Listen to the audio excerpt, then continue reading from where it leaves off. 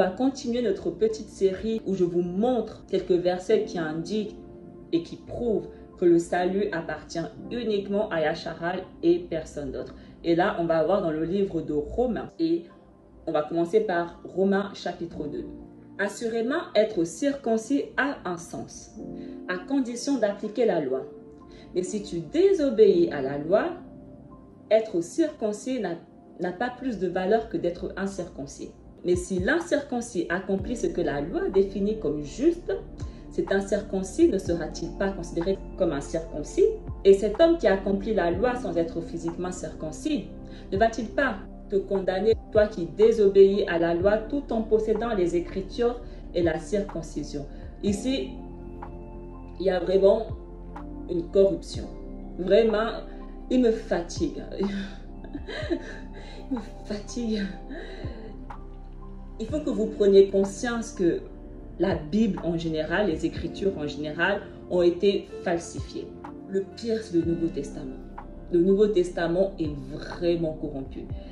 Et c'est pour ça qu'ils ont une religion avec 3 milliards d'habitants. Mais ce n'est pas juste de savoir qu'il est corrompu, c'est être capable aussi de détecter les corruptions. Et pour cela, on a besoin du Ruach HaKadosh. On a besoin du Ruach. Il n'y a que le Ruach qui peut nous faire voir et comprendre. Moi, je suis maintenant capable de voir très vite les corruptions. Pour vous indiquer tout ce qui n'est pas en accord avec le Tanakh, corruption. Déjà, simple. Donc, si vous voulez savoir si c'est une corruption, oui ou non, allez voir dans le Tanakh. Si c'est en accord, si on retrouve ça dans le Tanakh. Ici, on parle de circoncis et incirconcis.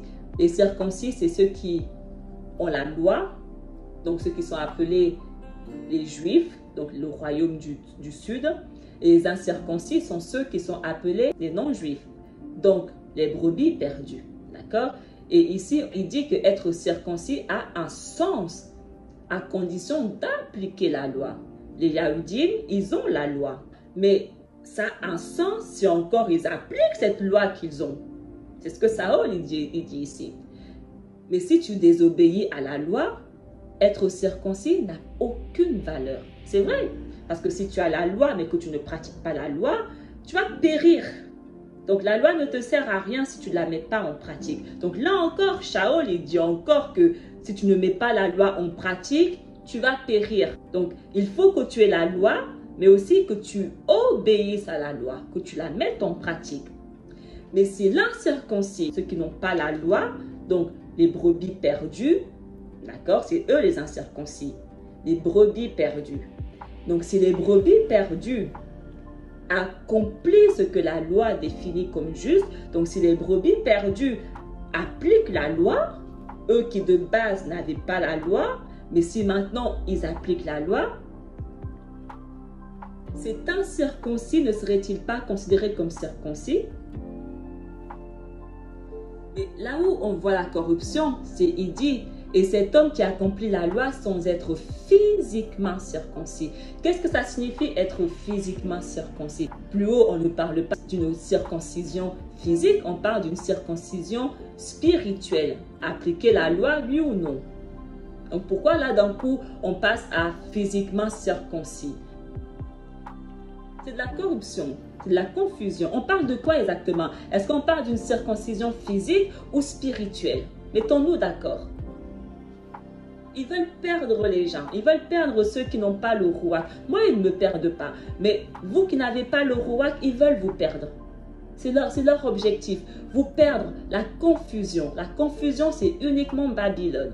Un conseil aussi que je vais vous donner, c'est que ne mettez pas votre âme dans le Nouveau Testament. La Torah est votre lampe. D'accord? Vous devez posséder la lampe. Mettez votre âme dans la Torah avant tout. Comprendre la Torah avant tout. Pratiquer la Torah avant tout. Tant que vous n'avez pas encore réellement compris le Tanakh, je vous conseille même de ne même pas lire le Nouveau Testament. Sincèrement, c'est un conseil d'ami. Mettez toute votre énergie à comprendre le Tanakh premièrement, à appliquer le Tanakh. Et lorsque vous vous sentirez à l'aise, au fur et à mesure, lisez le Nouveau Testament. D'accord? Parce que si vous ne comprenez pas le Tanakh et que vous allez lire le Nouveau Testament, vous allez être chrétien. Vraiment. Si on lit Ézéchiel 34, le verset 6 à 9, tu diras aux rebelles à la maison de Yacharal, ainsi parle Yahuwah, assez de toutes vos abominations, maison de Yacharal. Vous avez introduit dans mon sanctuaire des étrangers incirconcis de cœur et incirconcis de chair. Pour profaner ma maison, vous avez offert mon pain, la graisse et le sang à toutes vos abominations. Vous avez rompu mon alliance. Vous n'avez pas fait le service de mon sanctuaire, mais vous les avez mis à votre place pour faire le service dans mon sanctuaire. Ainsi parle Yahuwah Aloua. Aucun étranger, incirconcis de cœur et incirconcis de chair, n'entrera dans mon sanctuaire. Aucun des étrangers qui seront au milieu des enfants de Yacharal. Pour faire simple, peu importe circoncision physique, spirituelle, on s'en fout, peu importe. Si tu n'as pas les deux, tu n'entreras pas dans son sanctuaire. L'histoire, elle est simple, courte et rapide. Voilà ce qu'il dit. Si tu n'es pas circoncis physiquement et spirituellement, si tu n'as pas ces deux circoncisions, tu n'entreras jamais dans son sanctuaire. Donc, assure-toi juste d'avoir les deux circoncisions. D'accord? C'est ce qu'il dit. Aucun incirconcis de chair, donc physiquement, et de cœur, donc spirituellement, n'entrera dans mon sanctuaire. Yahuwah, il est clair. Il ne parle pas à la légèreté. Romains 3, le verset 9. Que faut-il donc conclure? Nous, les Yahoudim, sommes-nous en meilleure position que les autres hommes? Pas à tous égards. Nous avons en effet déjà démontré que tous les hommes, Yahoudim et non-Yahoudim, sont également coupables. On a compris à ce stade que tous les hommes en question, ça parle de Yacharal, tous les hommes de Yacharal, d'accord? Tous les Israélites, d'accord? Et il dit que tous les Israélites, Yahoudim comme non-Yahoudim, c'est-à-dire maison du sud comme maison du nord, sont tous coupables. C'est vrai? Ils ont tous transgressé. Ils ont tous désobéi. Ils ont tous été rebelles. Ils ont tous abandonné l'alliance. Ils sont tous coupables. Ils sont tous tombés dans le péché. C'est vrai? Romains 3, le verset 29 à 30. Ou bien, Yahuwah est-il seulement le Halaïm des Yahoudim? Ne l'est-il pas aussi des païens? Oui, il est aussi des païens, puisqu'il y a un seul Halaïm qui justifiera par la foi les circoncis et par la foi les incirconcis. Les juifs et les païens forment Yacharal. Donc Yahuwah est le Halaïm de Yacharal. Donc venir dire que les juifs représentent Yacharal, c'est ne pas comprendre un mot de la parole. Même Shaul le dit. Il n'est pas seulement le Halaïm des juifs. Donc pourquoi le monde présente les juifs comme étant la nation de Yacharal? Romains 4. Ce bonheur n'est-il que pour les circoncis ou est-il également pour les incirconcis? Car nous disons que la foi fut imputée à justice à Abraham. Comment donc lui fut-elle imputée? Était-ce après ou avant sa circoncision? Il n'était pas encore circoncis, il était incirconcis. Et il reçut le signe de la circoncision comme sceau de la justice qu'il avait obtenu par la foi quand il était incirconcis, afin d'être le père de tous les incirconcis qui croient pour que la justice leur fût aussi imputée. Et le père des incirconcis, qui ne sont pas seulement circoncis, mais encore qui marchent sur les traces de la foi de notre père Abraham quand il était incirconcis. En effet, ce n'est pas par la loi que l'héritage du monde a été promis à Abraham ou à sa postérité. C'est par la justice de la foi. Si on continue Romains 4 un peu plus bas, mais ce n'est pas à cause de lui seul qu'il est inscrit que cela lui fut imputé. C'est encore à cause de nous à qui cela sera imputé, à nous qui croyons en celui qui a ressuscité des morts, Yahusha notre Adon, lequel a été livré pour nos offenses et est ressuscité pour notre justification. Il s'adresse à qui? Il est mort pour nos offenses. On a vu plus haut que les deux maisons sont tombées sous le péché. Donc il est mort pour les offenses des deux maisons, des deux royaumes. Donc ici, ça parle de Yacharal.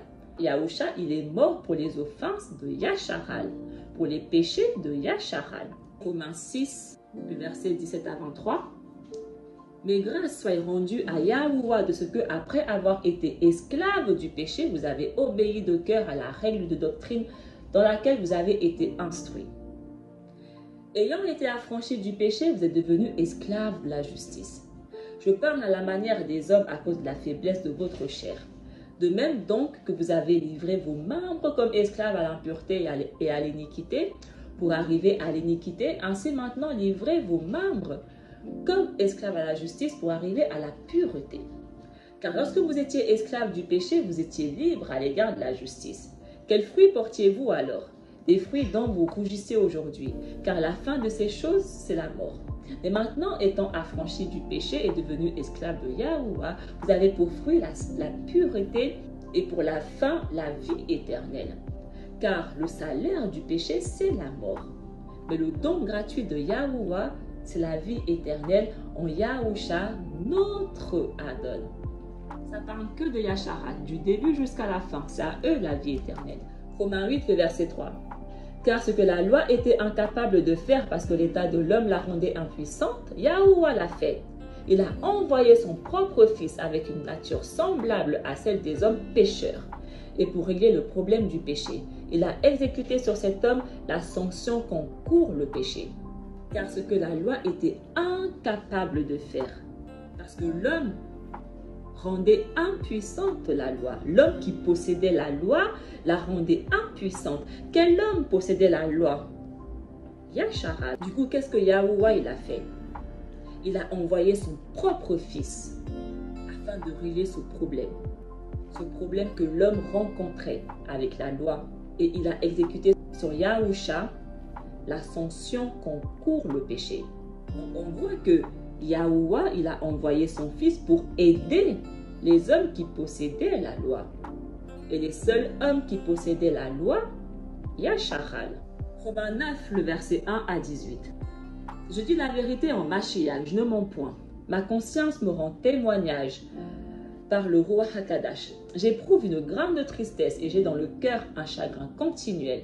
Car je voudrais moi-même être anathème et séparé de Mashiach pour mes frères, mes parents, selon la chair, qui sont israélites, à qui appartiennent l'adoption et la gloire et les alliances et la loi et le culte, et les promesses et les patriarches, et de qui est issu selon la chair le Mashiach, qui est au-dessus de toutes choses. Yahuwah béni éternellement. Shaul, il dit que c'est à nous les Israélites qu'appartient l'adoption, c'est à nous qu'appartient la gloire, c'est à nous qu'appartient les alliances, c'est à nous qu'appartient la loi. Effectivement, c'est à eux qu'appartient la loi. La loi leur a été donnée à eux et à personne d'autre. Donc la loi, effectivement, leur appartient.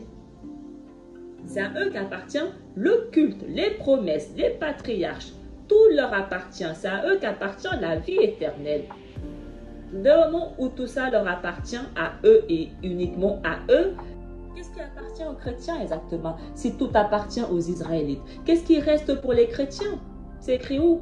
Ce n'est point à dire que la parole de Yahuwah soit restée sans effet, car tous ceux qui descendent de Yasharal ne sont pas Yasharal. Et pour être la postérité d'Abraham, ils ne sont pas tous ses enfants. Mais il est dit, en Isaac sera nommé pour toi une postérité. C'est-à-dire que ce ne sont pas les enfants de la chair qui sont enfants de Yahuwah, ce sont les enfants de la promesse qui sont regardés comme la postérité. Voici en effet la parole de la promesse. Je reviendrai à cette même époque et Sarah aura un fils. Et de plus, il en fut ainsi de Rebecca, qui conçut du seul Isaac, notre père. Abraham, il a eu 8 enfants. Donc ce n'est pas les 8 enfants d'Abraham qui sont issus de sa chair qui ont part à la promesse. C'est Isaac qui est regardé comme la postérité.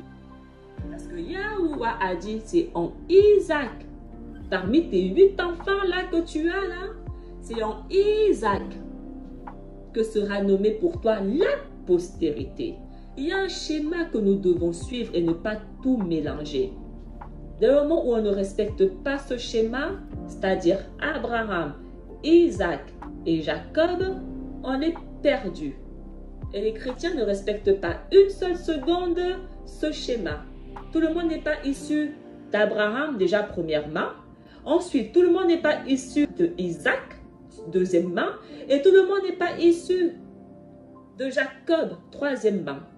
Donc, comment tout le monde peut être inclus dans l'alliance tout d'un coup? Comment? Lorsque tout le monde ne fait pas partie des enfants de la promesse. À quel moment Yahuwah il a changé comme ça là? À quel moment? Et il est vérité, il parle une fois, pas deux. D'accord? Il a parlé, il n'a pas changé. Sa parole n'a pas changé. Donc, celui qui est venu vous dire que maintenant tout le monde est inclus, ce n'est pas Yahuwah. Ce n'est pas lui. Ce n'est pas lui. C'est le Dieu qui est venu en son propre nom, mais pas au nom de Yahuwah. Si on continue, car quoique les enfants ne fussent pas encore nés, ils n'eussent fait ni bien ni mal, afin que le dessein d'élection de Yahuwah subsistât sans dépendre des œuvres, et par la seule volonté de celui qui appelle. Il fut dit à Rebecca, l'aîné sera assujetti au plus jeune, selon qu'il est écrit. J'ai aimé Jacob et j'ai haï Esau. Que dirons-nous donc? Y a-t-il en Yahuwah de l'injustice? Loin de là. Car il a dit à Macha, je ferai miséricorde à qui je fais miséricorde et j'aurai compassion de qui j'ai compassion. Ainsi donc, cela ne dépend ni de celui qui veut, ni de celui qui court, mais de Yahuwah qui fait miséricorde. Et ça, beaucoup ont du mal à le comprendre. Car l'Écriture dit à Pharaon, je t'ai suscité à dessein pour montrer en toi ma puissance, et afin que mon nom soit publié par toute la terre. Ainsi, il fait miséricorde à qui il veut et il endurcit qui il veut. C'est lui qui endurcit votre cœur afin que vous ne recevez pas un seul mot. C'est lui qui met ses mains dans vos oreilles afin que vous ne compreniez pas un seul mot. C'est lui qui met un voile sur votre visage afin que vous ne voyez pas une seule chose. C'est lui. Et c'est lui aussi qui retire le voile afin que vous voyez, qui vous guérit afin que vous entendiez et qui ouvre votre cœur afin que vous recevez. C'est lui. Il fait miséricorde à qui il veut et il a compassion de qui il veut. Romains 9, le verset 21 à 28. Le potier n'est-il pas maître de l'argile pour faire avec la même masse un vase d'honneur et un vase d'un usage vil? Et que dire? Si Yahuwah voulant montrer sa colère et faire connaître sa puissance, a supporté avec une grande patience des vases de colère formés pour la perdition, et s'il a voulu faire connaître la richesse de sa gloire envers des vases de miséricorde qu'il a d'avance préparés pour la gloire, ainsi nous a-t-il appelés, non seulement d'entre les Juifs, mais encore d'entre les païens. Il nous a appelés non seulement parmi les Yahoudis, mais aussi parmi les brebis perdues. C'est là qu'il le dit dans Osha. J'appellerai mon peuple celui qui n'est pas mon peuple, et bien-aimé celui qui n'était pas la bien-aimée. Et là où on leur disait, vous n'êtes pas mon peuple, ils seront appelés fils du Alaïm vivant. Yachalaïu de son côté s'écrit au sujet de Yacharal. Quand le nombre des fils de Yacharal serait comme le sable de la mer, un reste seulement sera sauvé. Car Yahuwah exécutera pleinement et promptement sur la terre ce qu'il a résolu. C'est Yahuwah qui appelle. Nous sommes appelés parmi les 12 tribus. Et on le voit avec les 144 000. Il a choisi 12 000 dans chaque tribu. Donc les appelés, ce sont les enfants de Yacharal. Il y a beaucoup d'appelés, mais peu sont choisis. Donc ceux qui sont appelés fils du Alaïm vivant, ce sont son peuple, Yacharal. Parce que les chrétiens, ils aiment trop dire, je suis le fils de Dieu, je suis le fils de Dieu.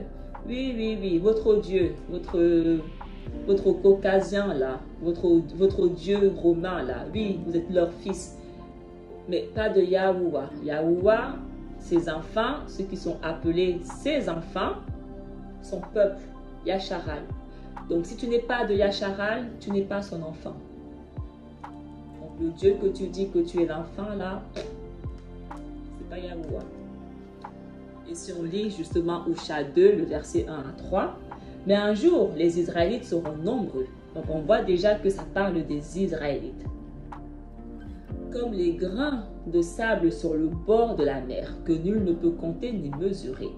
Et au lieu où on leur avait dit, vous n'êtes pas mon peuple, on leur dira, vous êtes les enfants du Alaïm vivant. Alors les Judéens et les Israélites du royaume du Nord Les Israélites sont ceux du royaume du Nord, les brebis perdues, ceux dont on appelle les non-juifs, seront unis et ils s'établiront sur eux un chef unique. Ils sortiront du pays de l'exil car il sera très grand le jour de Yacharal.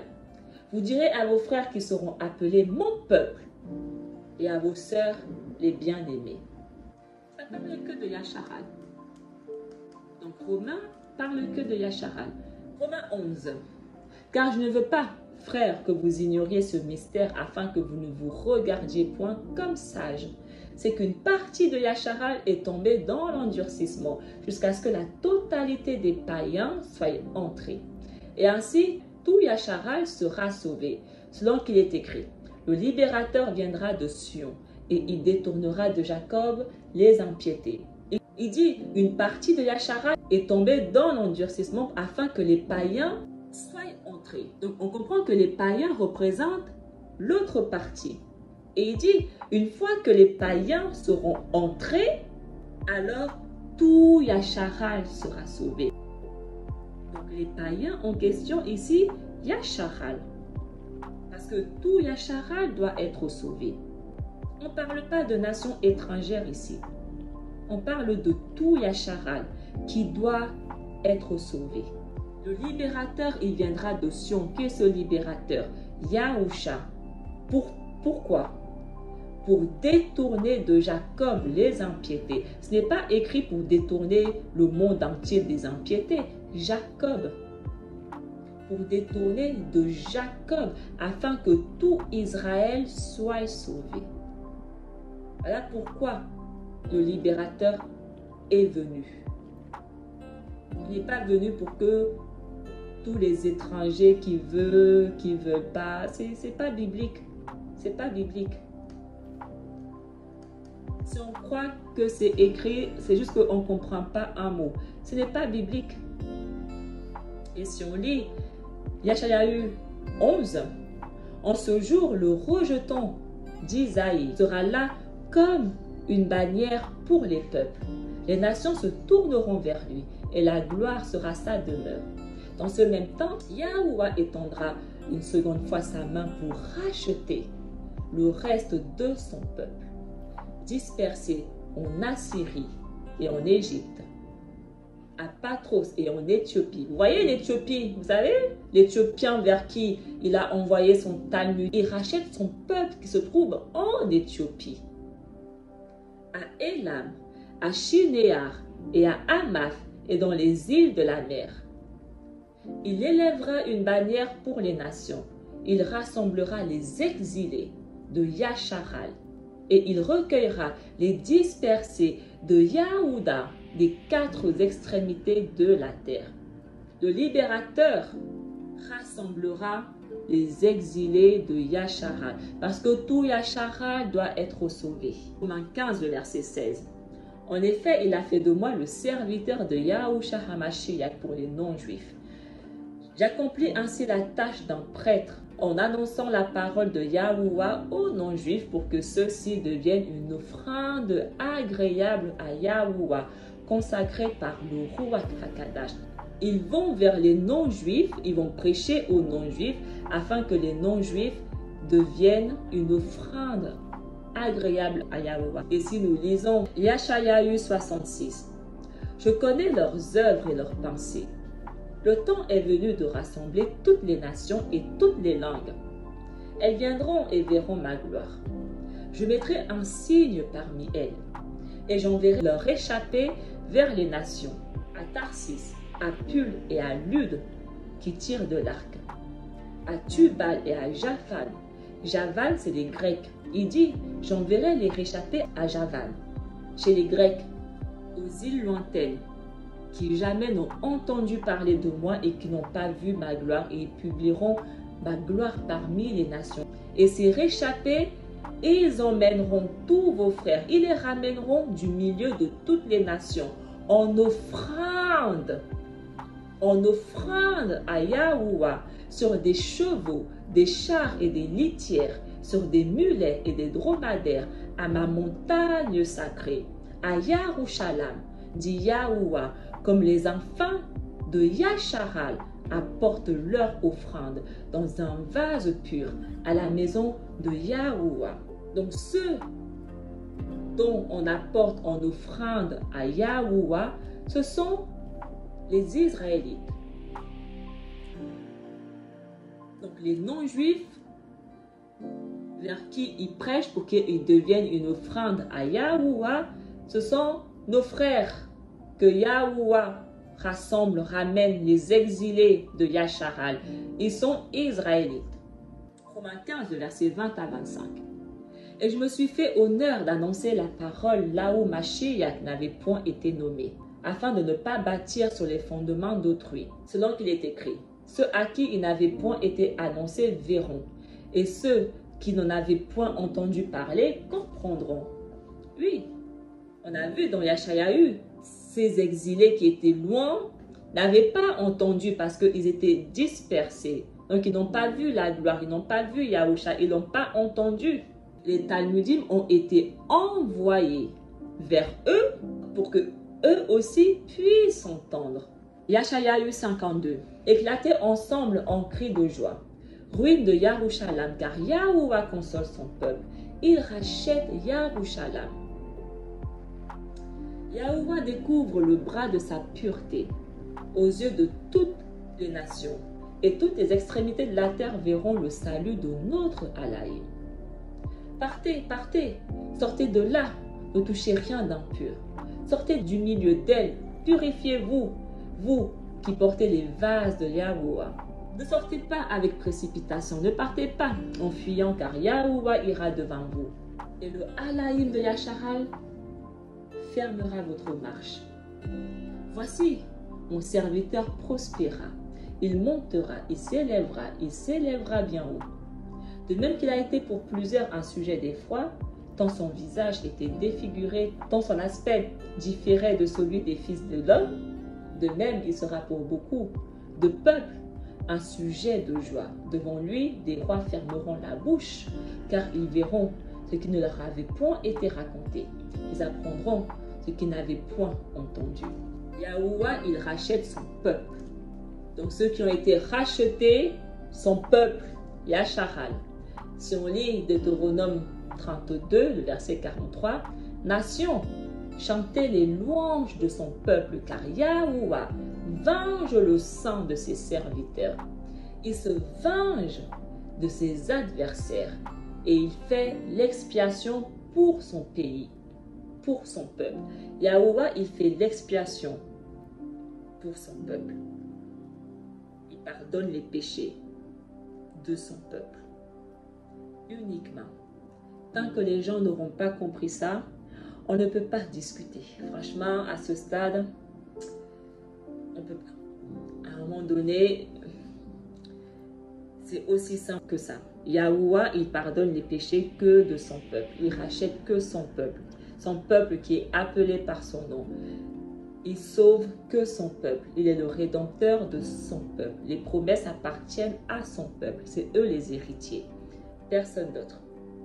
Donc, il est temps d'arrêter d'essayer de venir trouver de non, non, non. Et juste accepter la vérité. D'accord? Parce que plus vous rejetez la vérité, plus vous serez égaré. C'est aussi simple que ça. Et plus vous allez accepter la vérité, plus Yahuwah vous révélera la vérité. D'accord? Toutes les personnes qui rejettent la vérité vont périr. Donc si vous voulez périr, continuez à rejeter la vérité et vous êtes sûr et certain que vous allez périr. Parce que plus vous dites que les personnes que Yahuwah a établies pour vous apporter la vérité mentent, donc plus vous dites que je mens, plus vous vous condamnez. Plus Yahuwah, il vous prend comme ça, là, il vous conduit au pôle Nord. Il vous conduit loin, loin. Et ceux qui acceptent, ceux qui reçoivent, franchement, c'est une grâce. La vérité affranchit.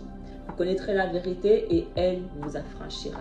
Donc, si vous voulez être affranchi, vous devez connaître la vérité.